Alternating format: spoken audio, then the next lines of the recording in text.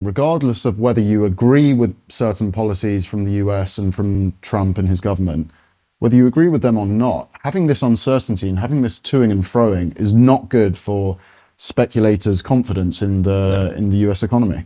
I mean, for firms as well, how can you invest right now? How can you make investment decisions in capital? You don't know what your input costs are going to be in 3 months' time. You have no idea. The lack of transparency is quite startling, and we'll discuss it further.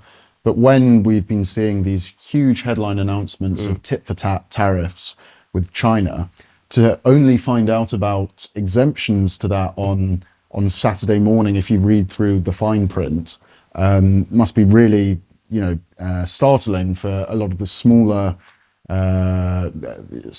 businesses in the US. Yeah. I'm sure some of the bigger guys perhaps got a heads up on these exemptions, but you've already seen Jaguar Land Rover cut shipments to the US. Yeah. You're seeing China trying to reroute iPhone shipments through India to get them into the US without the tariffs. They're having to make massive supply chain adjustments in quick time, which might prove completely useless 3 days later.